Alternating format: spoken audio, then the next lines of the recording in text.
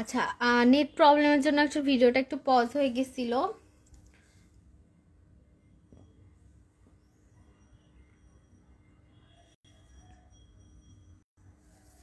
তো আমরা যেটা বলতেছিলাম সেটা হচ্ছে যে আমরা বলতেছিলাম হচ্ছে body fluid, acid base and electrolyte imbalance. হ্যাঁ, তো এই চ্যাপ্টারটার ক্ষেত্রে আমাদের জন্য সবচেয়ে ইম্পর্টেন্ট হচ্ছে হাইপোক্যালিমিয়া, হাইপারক্যালিমিয়া। দেন আমাদের জন্য ইম্পর্টেন্ট হচ্ছে আপু ক্যালসিয়ামের জিনিসটা, ক্যালসিয়ামের টপিক্সটা, আর হচ্ছে ইসিএফ, আইসিএফ, থার্স্ট মেকানিজম, এই জায়গাগুলো আমাদের জন্য অনেক ইম্পর্টেন্ট। ঠিক আছে, আচ্ছা ওকে। তাহলে বডি ফ্লুইড থেকে এই টপিকসগুলো আপনারা পড়বেন।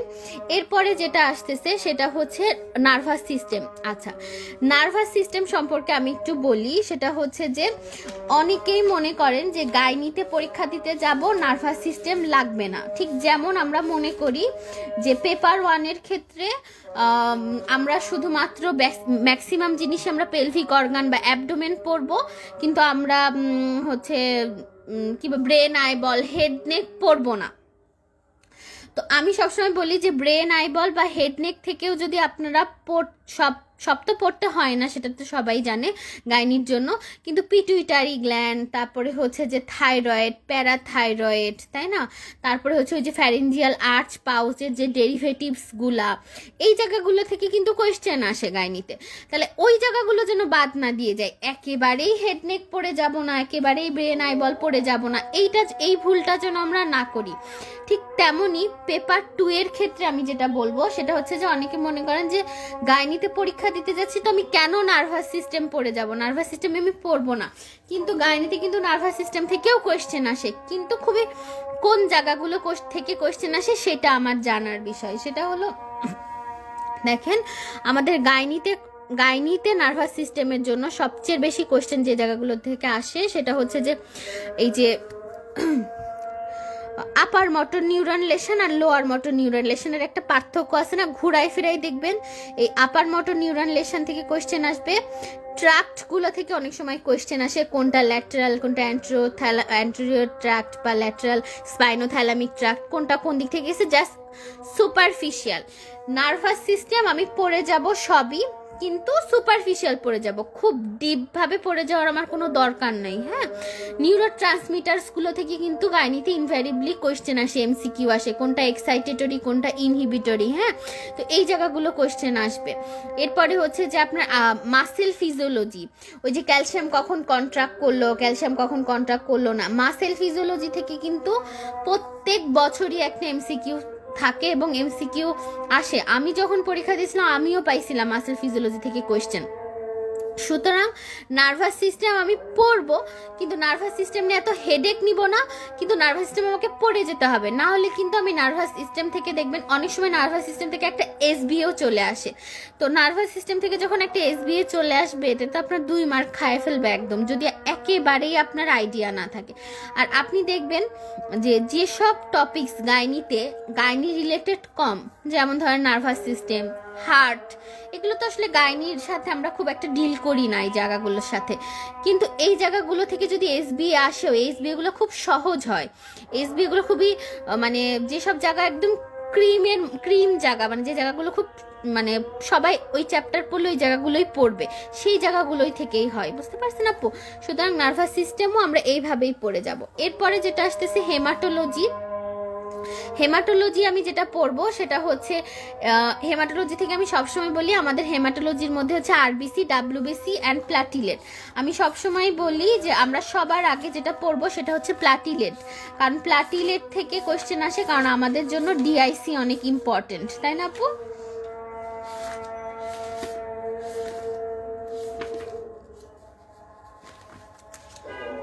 আচ্ছা, ধরেন হেমাটোলজি শিট বা গাইড বা আপনার নোটস, আপনার বই নিয়ে আপনি হেমাটোলজি পড়তে বসছেন, তাহলে আমি বলবো যে সবার আগে যেটা পড়বেন সেটা হচ্ছে প্লাটিলেটসের টপিক্সটা পড়বেন। সবার আগে প্লাটিলেটসের টপিক্স পড়বেন, দেন তারপরে আপনি এই ব্লাড গ্রুপ, ব্লাড ট্রান্সফিউশন, এই জায়গাটা পড়বেন। দেন আপনি আরবিসি পড়বেন। আরবিসির মধ্যে fetal haemoglobin, adult haemoglobin, iron deficiency anaemia, iron absorption, hallmark of haemolysis, এই জায়গাগুলো পড়বেন।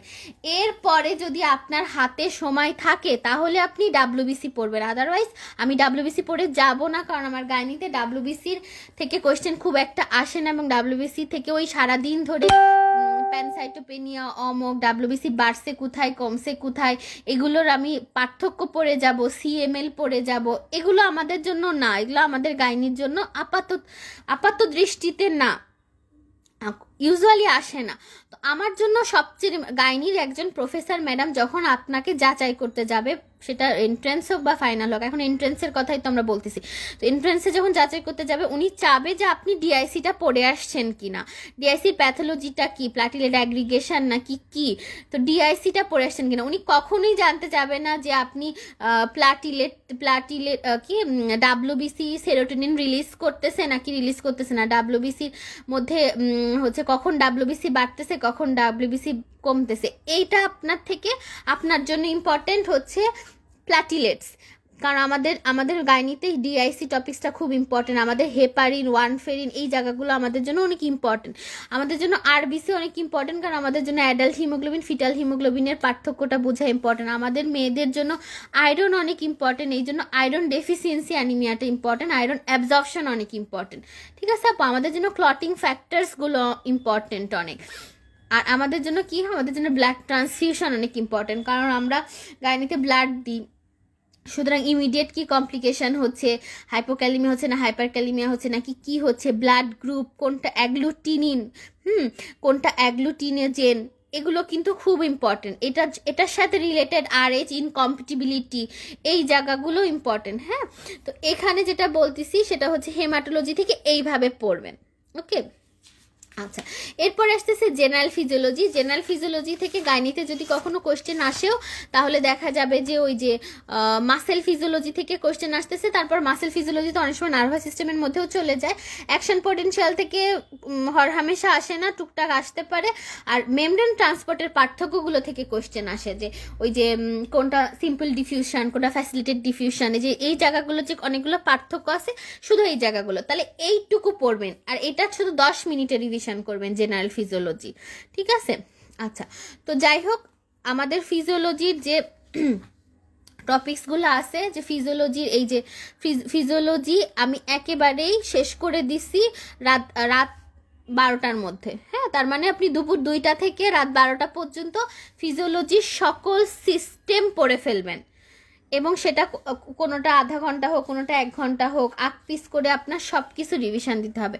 কিন্তু এটা আপনি তখনই করতে পারবেন যখন আপনি এখন এই ফিজিওলজিগুলো গুছায় রাখবেন আপু। এখনো হাতে 10 থেকে 12 দিন সময় আছে, এখনো আপনারা মানে যদি গুছায় রাখেন তাহলে ওই সময় রিভিশন দিতে সহজ হবে, ঠিক আছে আপু। আচ্ছা, এরপরে যেটা আসতেছে আমাদের সবচেয়ে ভয়াবহ যে টপিক্সটা, আচ্ছা পেজগুলো আপলোড দিয়ে দিতে বলছে। আচ্ছা আপু, পেজগুলো আপলোড দিয়ে দেবো, এটা আমার গ্রুপেও আছে, পেপার 2 সাজেশন দিয়ে সার্চ দিলেও পেয়ে যাবেন। আচ্ছা, এখন আমার ফিজিওলজি শেষ, জেনারেল মানে বেসিক ফিজিওলজির টপিকসগুলো শেষ হয়ে গেল। এখন বিসিপিএস এর পরীক্ষার আমার কাছে যেটা আমার পার্সোনালি মনে হয় সবচেয়ে ভয়ের জায়গা হলো মেটাবলিজম। মনে করেন ওই যে সেই গ্লুকোনিওজেনেসিস, তারপরে গ্লাইকোলাইসিস, তারপরে হচ্ছে লিপিড মেটাবলিজম, ফ্যাট মেটাবলিজম, মানে কি যেন বলে প্রোটিন মেটাবলিজম, ইউরিয়া সাইকেল, এই যে কোনটা অ্যানাবলিক পাথওয়ে কোনটা ক্যাটাবলিক পাথওয়ে, কোনটার রেট লিমিটিং এনজাইম কোনটাতে কোন ভিটামিনসগুলো হেল্প করতেছে, এই যে এই টপিকসগুলো আমার কাছে মনে হয় এটা যদি কেউ মানে খুব ভালো করে রিভিশন না দেয় তাহলে আসলে পরীক্ষার হলে পারা খুব কঠিন, আর এমনিতে বিসিবিএস হুবহু প্রশ্ন দেয় না। তো মেটাবলিজম টপিক্সটা আমাদের না দেখে পরীক্ষার হলে যাবেন না। মেটাবলিজম থেকে যদি প্রশ্ন আসে, জিন্দেগিতেও এমবিবিএস এর বেসিক দিয়ে মেটাবলিজম অ্যান্সার করতে পারবেন না, যদি না সে খুব ভালো মানে তার খুব ভালো কনসেপ্ট থাকে, আগে থেকে রিকল করতে পারে সে আগের পড়া। আচ্ছা, তো সেই ক্ষেত্রে আমি বলতেছি রাত 1:30 থেকে 2:30 পর্যন্ত এই টাইমটাতে আপনি শুধু মেটাবলিজম অ্যান্ড ফুড নিউট্রিশন পড়বেন, তার আগেও আপনি ব্রেক নেবেন, এটা পড়ার পরেও আপনি একটা ঘুম দিবেন, ঠিক আছে আপু? তাহলে কি হবে, তাহলে আপনার পুরো মেটাবলিজম আর ফুড নিউট্রিশনের এই টপিক্সটা আপনার একদম মাথায় গাঁথা থাকবে। এটা একদম ইন্ডিভিজুয়ালি চিন্তা করবেন এই টপিক্সটা সম্পর্কে। কারণ যদি পেপার 2 পরীক্ষা খুব কঠিন হয়, খুব মানে খুব হাই লেভেলের কঠিন হয়, তাহলে এই মেটাবলিজম থেকে গন্ডগোলটা পাকাই দিবে ওরা। আচ্ছা, যাই হোক, তাহলে আমি যেটা বলতেছি সেটা হচ্ছে আমাদের বায়োকেমিস্ট্রির জন্য আমাদের সবচেয়ে ইম্পর্টেন্ট হচ্ছে পাথওয়েগুলা। পাথওয়েগুলার মধ্যে সবার প্রথমে পাথওয়ে পড়বেন হচ্ছে কার্বোহাইড্রেটের পাথওয়েগুলা, যেমন ধরেন গ্লাইকোলাইসিস, টিসিএ সাইক্লে, গ্লুকোনিওজেনেসিস, ঠিক আছে, গ্লাইকোজেনেসিস, এই জায়গাগুলো পড়বেন। আর তারপরে রিভিশন দিবেন হচ্ছে লিপিডের মধ্যে লিপোলাইসিস, বেটা অক্সিডেশন, কিটোন বডিজ, মেটাবলিজম, এগুলো পড়বেন। প্রোটিনও পড়ে যেতে হবে, কারণ মেটাবলিজম থেকে কোয়েশ্চেন আসে। যেবার মেটাবলিজম থেকে একটু তুলনামূলক সহজ কোয়েশ্চেন আসবে, সেবার পেপার 2 তুলনামূলক একটু সহজ। এটা হচ্ছে জানা কথা, কারণ মেটাবলিজমটাই কঠিন। কারণ আপনারা যারা রেগুলার পড়াশোনা করতেছেন আপনারা জানেন মেটাবলিজম খুব কঠিন লাগে। আচ্ছা, ফুড নিউট্রিশন সম্পর্কে আমি যেটা বলি সেটা হচ্ছে ফুড নিউট্রিশন থেকে একটা এসবিও আসবে। ফুড নিউট্রিশন থেকে একটা এসবিও আসবে, মাইক্রোমিনারেলস, ম্যাক্রোমিনারেলস, ফাংশন, ডেফিসিয়েন্সি পড়ে যেতে হবে। ভিটামিনস থেকে কোশ্চেন আসবে। এখন আমার কথা হলো, আমি জানি আমার গাইনিতে ভিটামিনসের মধ্যে ভিটামিন সি ইম্পর্টেন্ট, কারণ আমরা ভিটামিন সি দিয়ে থাকি। আমি জানি আমার জন্য ফলিক অ্যাসিড ইম্পর্টেন্ট, তাই না আপু? তারপরে হচ্ছে আমরা জানি আমাদের জন্য ভিটামিন বি এর ইয়েগুলো ইম্পর্টেন্ট, তাই না? তো আমি হচ্ছে সারাদিন ধরে ভিটামিন এ পড়লাম, বা অন্য কোনো ভিটামিন সারাদিন ধরে শুধু থায়ামিন পড়লাম, কিন্তু ফলিক অ্যাসিড রিভিশন দিলাম না, তাহলে কিন্তু হবে না। যে জিনিসগুলো গাইনি রিলেটেড বেশি, সেই জিনিসগুলো আগে রিভিশন করতে হবে আমার পরীক্ষার আগে। হ্যাঁ, তাহলে গেল চলে ভিটামিনস। তাহলে ভিটামিন মিনারেলস থেকে কোয়েশ্চেন তো আসবেই আসবে, এমসিকিউ তো আসবে, একটা এসবিও আপনি পাবেন ভিটামিনস থেকে ইনশাল্লাহ।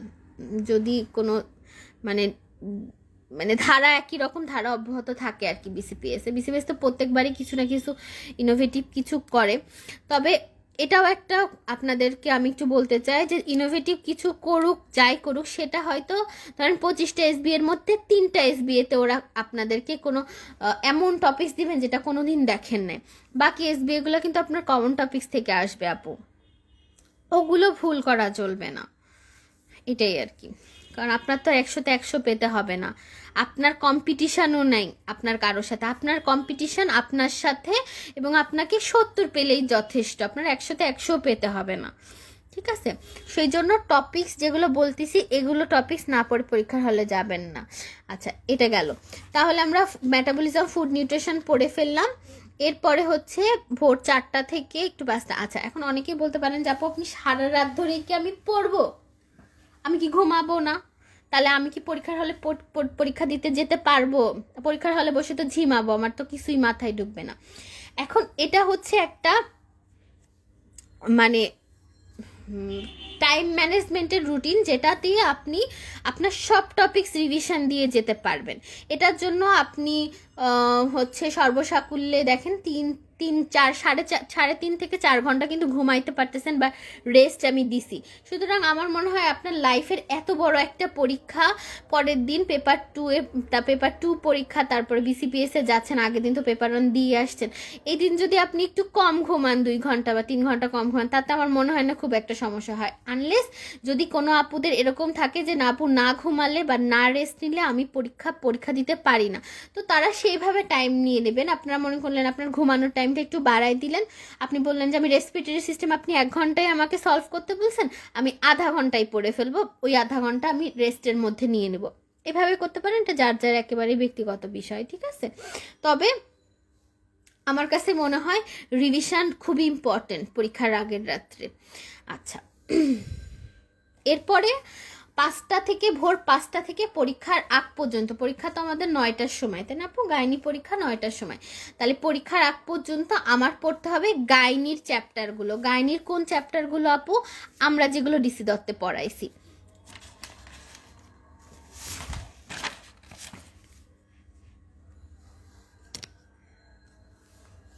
আচ্ছা, গাইনির কোন চ্যাপ্টারগুলো? গাইনি বইয়ের হচ্ছে গাইনি বই আছে, অবস বই আছে।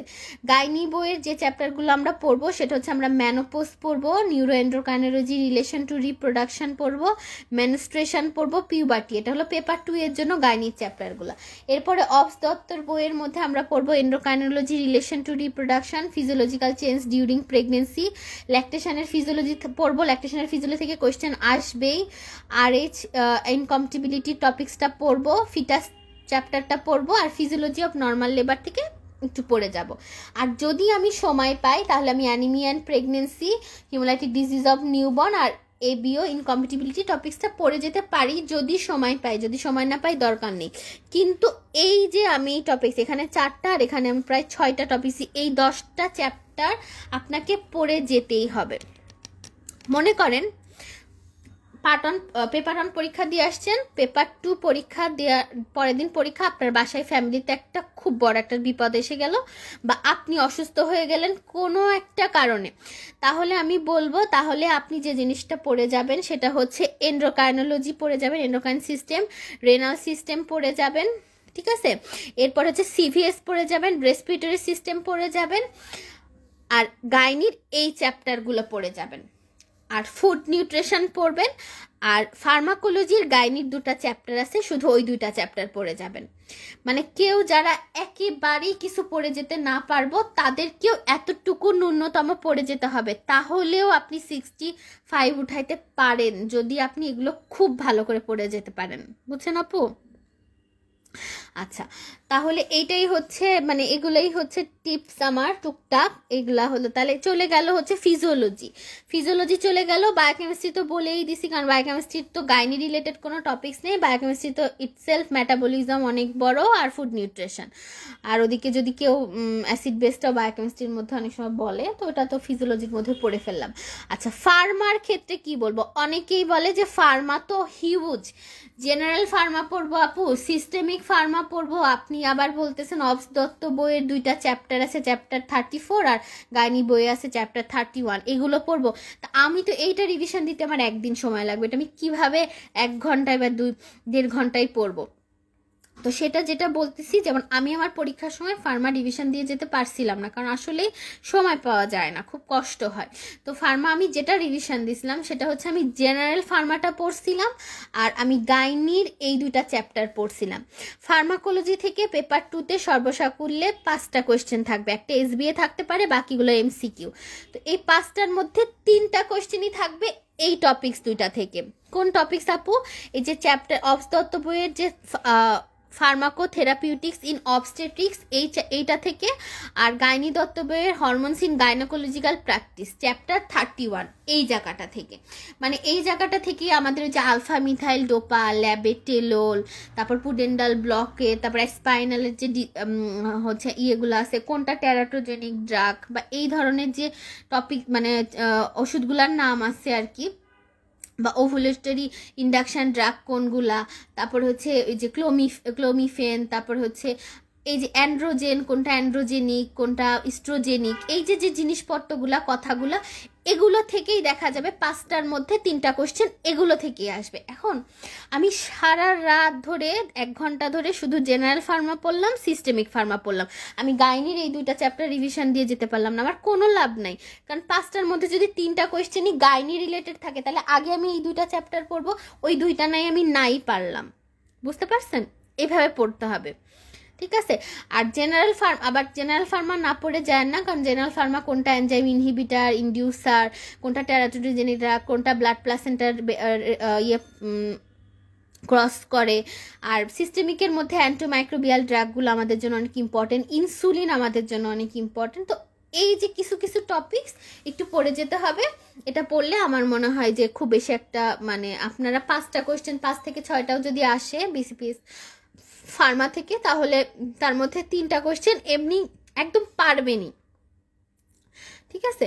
তো এটা হলো ফার্মাকোলজির জন্য বললাম। আচ্ছা, ওকে,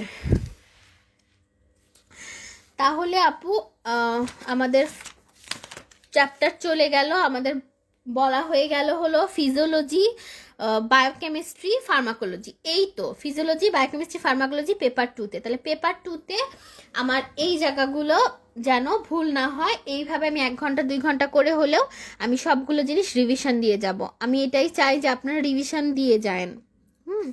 আচ্ছা, গেল চলে। এখন আমি একটু কয়েকটা জিনিস আপনাদেরকে আমি একটু পয়েন্ট আউট করছিলাম যাতে মিস না হয়, তো আমি জাস্ট মুখেই বলবো, এটা আমি জাস্ট লিখছিলাম, তো আমি বলে দিই, এটা আপনাদের উপকারে আসবে আশা করি। সেটা হচ্ছে পেপার 2 এর এমসিকিউ সম্পর্কে আমি একটু বলি। পেপার 2 যখন পরীক্ষা দিতে যাবেন, যেদিন আপনি পেপার 2 পরীক্ষা দিতে যাবেন, আপনি মাথায় রাখবেন পেপার 2 কঠিন আসবে, কারণ বিসিপিএস এ পেপার 2 কঠিন আসে। এটা আজীবনই শুনে আসছি আমরা যে পেপার 1 সহজ লাগে, কারণ মানুষ 7 দিন 5 দিন ধরে পেপার 1 পড়ে, প্রথম পরীক্ষাটা মোটামুটি এভারেজ সবাই দিয়ে আসে। পেপার 3 সহজ আসে কারণ পেইড কোয়েশ্চেন আসে, কিন্তু পেপার 2টা কঠিন আসে, কারণ পেপার 2 অনেক বড়, রিভিশন দিয়ে যাওয়া যায় না, সময় পাওয়া যায় না, আর পারাও যায় না, একটু কঠিন আসে। আচ্ছা, তো এই ক্ষেত্রে আমি বলতেছি যখন পেপার 2 পরীক্ষা দিতে যাবেন, আপনার মাথায় থাকবে পেপার 2 কঠিন আসবে, এটা 1 নাম্বার মাথায়। আপনি যদি ধরেন আরে আজকের পেপারটা তো খুব সহজ পেপার, কোনো সমস্যা নেই, পরীক্ষার হলে যখন খুব কঠিন আসবে তখন মাথার মধ্যে খুব একটা হঠাৎ করে একটা টেনশন কাজ করবে, তখন মনে হবে আল্লাহ আমি তো ভাবছিলাম সহজ আসবে, এত তো কঠিন আসলো, আমি কিচ্ছু পারি না। কিন্তু আপনি আগেই যদি চিন্তা করেন না পেপার 2 কঠিন আসতে পারে, তাহলে আপনার প্রিপারেশনটা, আপনার মেন্টাল স্ট্যাবিলিটিটাও ওই রকমই থাকবে। সুতরাং আপনি সবসময় মনে করবেন পেপার 2 কঠিন আসবে। আচ্ছা, এখন পেপার 2 এর এমসিকিউ নিয়ে বলি। পেপার 2 এর এমসিকিউ সব সিস্টেম থেকেই আসবে, নার্ভাস সিস্টেম থেকে আসবে না, সিভিএস থেকে আসবে না, কারণ এগুলো গাইনি রিলেটেড না, এগুলো ভাবার কোনো অবকাশ নেই। সুতরাং সব সিস্টেম থেকেই এমসিকিউ আসবে, সুতরাং ফিজিওলজির সব সিস্টেমই আপনাকে পড়ে যেতে হবে, 1 নাম্বার। এবার 2 নাম্বার হচ্ছে যদি মেটাবলিজম থেকে খুব বেশি কোয়েশ্চেন আসে, তাহলে সেইবারের কোয়েশ্চেনটা একটু কঠিন হবে, এটা আপনি মাথায় আগে থেকেই নিয়ে যাবেন, ঘাবড়াবেন না, ঠান্ডা মাথায় অ্যান্সার করবেন। হ্যাঁ, আচ্ছা, তারপরে গাইনির কোয়েশ্চেন যেগুলোই আসুক না কেন, গাইনিগুলো মোটামুটি ম্যানোপোজ, তারপরে নিউরোএন্ডোক্রাইন, ইস্ট্রোজেন, প্রজেস্টেরন, এই জায়গাগুলো থেকে খুব পেইড কোয়েশ্চেন আসে, পারা যায় আল্লাহর রহমতে, তো ওগুলো পারবেন। আচ্ছা, আর জেনারেল ফার্মাকোলজি থেকে তো বললামই, জেনারেল ফার্মাকোলজি থেকে একটু কোশ্চেন আসবে, আর সিস্টেমিক থেকে হয়তো অত কোশ্চেন আসবে না, সিস্টেমিক বলতে গাইনির বইগুলো থেকেই কোশ্চেনগুলো বেশি আসবে, ঠিক আছে? তাহলে পেপার 2 এর এমসিকিউ এর জন্য এই থিওরি, কি থিওরি, সব সিস্টেম থেকে কোশ্চেন আসবে, এবং খুবই পেইড কোশ্চেন আসে সিস্টেমগুলো, কিন্তু সিস্টেমগুলো অনেকেই যে করে কি আপুরা হচ্ছে মনে করে যে ও গাইনি তো নার্ভাস সিস্টেম পড়ে যাব না, গাইনি তো হেমাটোলজি পড়ে যাব না, হ্যাঁ গাইনি তো তাহলে হচ্ছে অ্যাসিড বেস পড়ে যাব না, কিন্তু না, এই জায়গাগুলো থেকে কোয়েশ্চেন আসে এমসিকিউ। সুতরাং এটাই আমার মানে বলার উদ্দেশ্য এটাই, ঠিক আছে? তাহলে পেপার 2 এর এমসিকিউ গেল। এবার পেপার 2 এর এসবিএ সম্পর্কে একটু বলি। পেপার 2 এর এসবিএ ইউজুয়ালি সিনারিও বেসড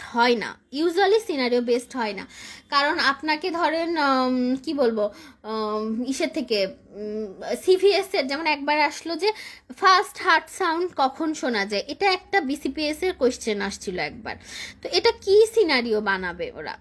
তো অনেকেই যারা বলে যে খুব সিনারিও বেসড দেয়, খুব কিছু দেয় না, কিছু কোয়েশ্চেন সিনারিও বেসড একেবারেই হয় না। আর পেপার 2 এর এসবিএ গুলো ইউজুয়ালি খুব বেশি সিনারিও বেসড হয় না, পেপার 1 এর আর 3 এর কোয়েশ্চেনগুলো এসবিএ গুলো সিনারিও বেসড একটু বেশি হয়, বিশেষ করে পেপার 3, পেপার 1ও দেয় স্যার ম্যাডামরা, এখন ইদানিং দেখতেছি পেপার 1ও দেয়। আচ্ছা, তাহলে পেপার 2 এর যে এসবিএ সেটা খুব বেশি একটা সিনারিও বেসড হয় না, ডাইরেক্টই কোয়েশ্চেন হবে, ঠিক আছে? যদি মনে করেন গাইনি থেকে কোয়েশ্চেন আসছে, মনে করেন যে গাইনি বই থেকেই বেশি কোয়েশ্চেন আসছে, তাও আপনি ধরে নেবেন পেপার 2 এর এসবিএ হাফ বেসিক থেকেই আসবে।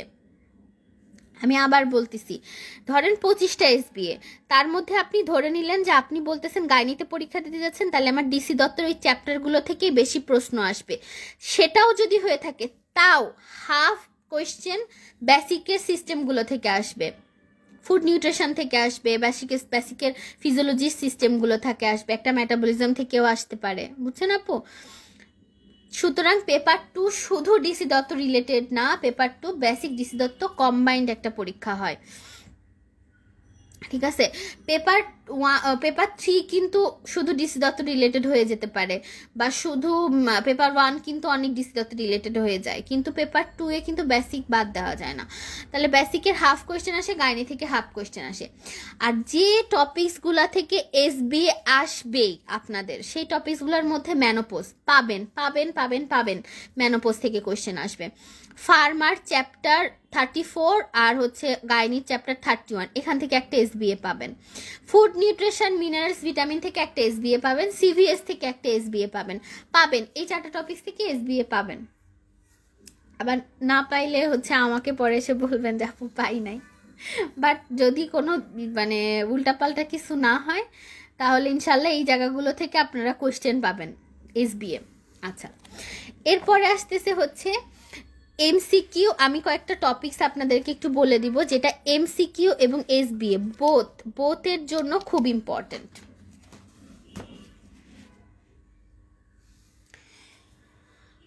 এমসিকিউ এবং এসবিএ, সেটা এমসিকিউ আসতে পারে বা এসবিএ তেও আসতে পারে। এটার জন্য যে জায়গাগুলো থেকে কোয়েশ্চেন আসবে আসবে আসবেই ইনশাল্লাহ, সেই জায়গাগুলো হচ্ছে thyroid hormone, aldosterone, insulin, oestrogen, progesterone এবং রিপ্রোডাক্টিভ এন্ডোক্রাইনের সব হরমোন। রিপ্রোডাক্টিভ এন্ডোক্রাইনের কোন হরমোন আপু? যেমন androgen, antimullerian hormone, beta HCG, FSH, LH, এই জায়গাগুলো থেকে কোয়েশ্চেন আসবেই। Thyroid, aldosterone, insulin, oestrogen, progesterone, এই জায়গাগুলো। ভিটামিন মিনারেলস থেকে কোয়েশ্চেন আসবে, তার মধ্যে সবচেয়ে বেশি আমাদের ইম্পর্টেন্ট হচ্ছে ফলিক অ্যাসিড। হ্যাঁ, ফলিক অ্যাসিড ইম্পর্টেন্ট, তারপরে হচ্ছে আমাদের ভিটামিন সি ইম্পর্টেন্ট আমাদের জন্য, হচ্ছে গাইনি কি যেন বলে, ভিটামিনস অ্যান্ড মিনারেলস আমাদের জন্য অনেক ইম্পর্টেন্ট, তার মধ্যে ফলিক অ্যাসিড ইম্পর্টেন্ট আমাদের জন্য, জিঙ্ক আমাদের জন্য অনেক important, calcium important, iron important, মানে মিনারেলসের মধ্যে বলতেছি আর কি, ঠিক আছে? তো এই জায়গাগুলো থেকে একটা কোয়েশ্চেন পাবেন আপনারা, একটা মানে এমসিকিউ পাবেন, এসবিও পাবেন, মানে এই টপিকসগুলো হচ্ছে, এই টপিকসগুলো থেকে কোয়েশ্চেন আসবেই পেপার 2-তে। হাইপোক্যালিমিয়া, হাইপার ক্যালিমিয়া কোয়েশ্চেন আসবে, bile, liver function test, calcium metabolism, DIC, blood group, hallmarks of hemolysis, renal blood flow, GFR, তারপরে কোন হরমোন কোন জায়গায় কাজ করতেছে, লাইক ওই যে এন্ড্রোক্রাইন হরমোন অ্যাক্টিং অন কিডনি, বলে না যে কালেক্টিং টিউবুলের এখানে অ্যালডোস্টেরন কাজ করে নাকি এডিএইচ কাজ করে, কোনটা কোথায় কাজ করতেছে, এগুলো থেকে একটা কোয়েশ্চেন পাবেন। অক্সিজেন হিমোগ্লোবিন ডিসোসিয়েশন কার্ভ থেকে কোয়েশ্চেন পাবেন, হার্টের অ্যানাটমি থেকে কোয়েশ্চেন পাবেন, ECG junctional tissue of heart থেকে কোয়েশ্চেন পাবেন, নিউরো ট্রান্সমিটার্স থেকে tract, upper motor neuron lesion, lower motor neuron lesion, muscle physiology আর মেমব্রেন ট্রান্সপোর্টের পার্থক্যগুলো।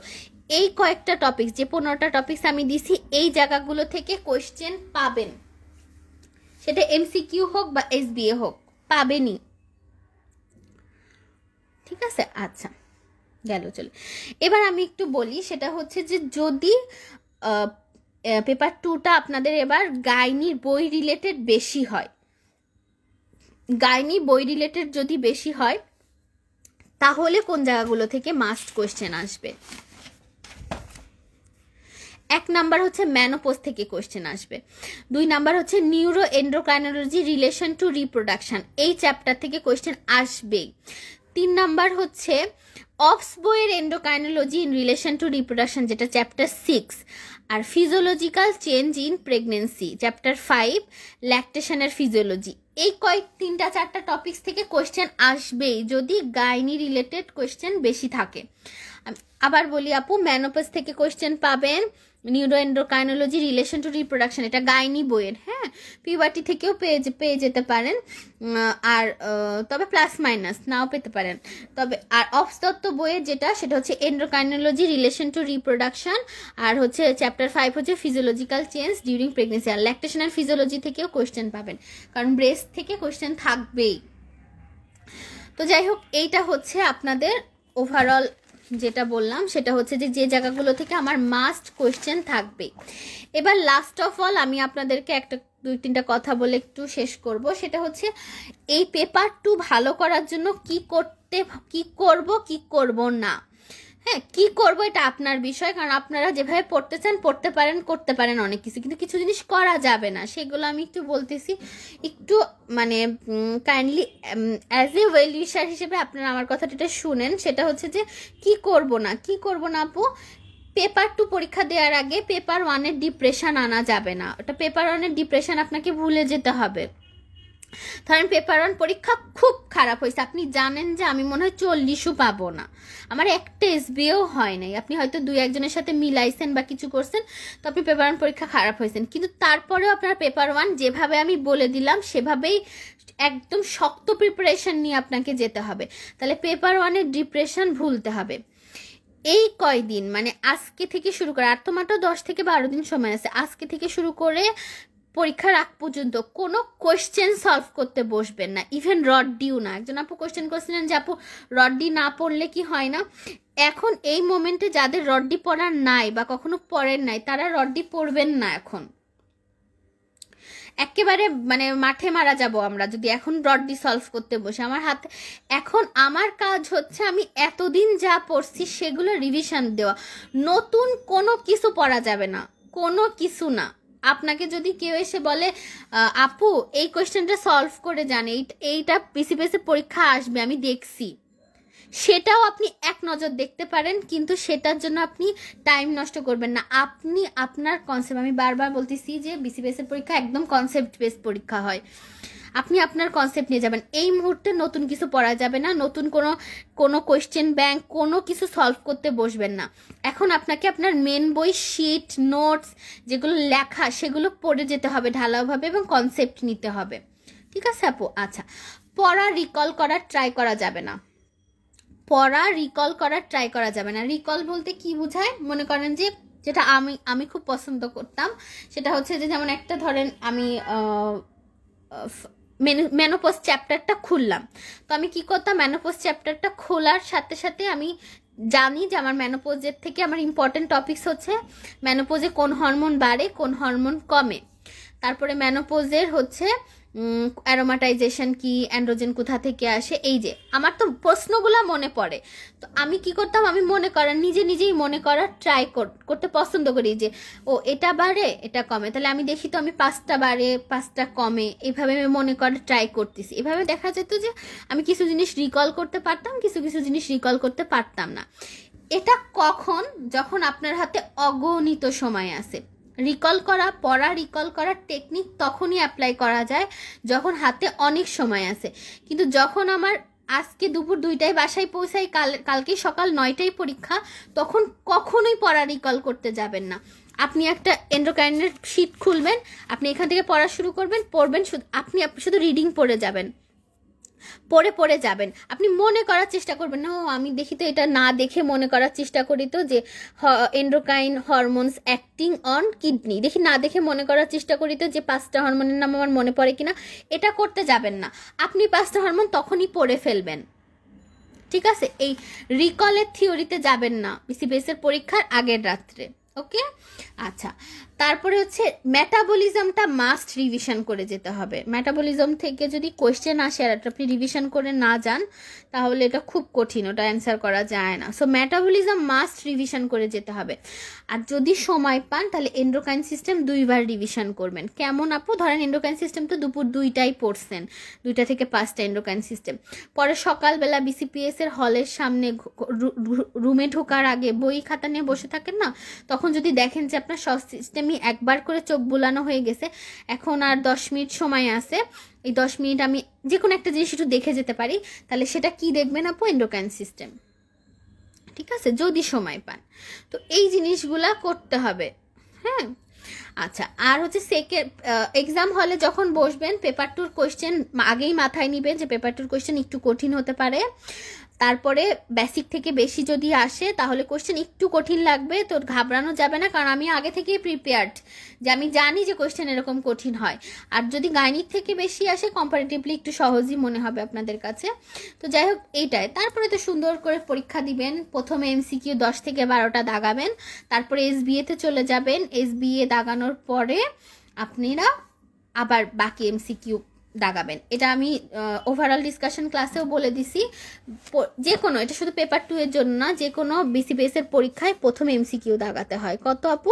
1 থেকে 10টা বা 12টা এমসিকিউ দাগালেন, তাহলে কি হলো, একটু মাথা খুললো, একটু মাথা আপনার মানে হ্যামারিং হওয়া শুরু করলো, আপনার মাথায় স্টর্মিং শুরু হইলো যে হ্যাঁ আপনি টপিক্সের মধ্যে ঢুকলেন এবং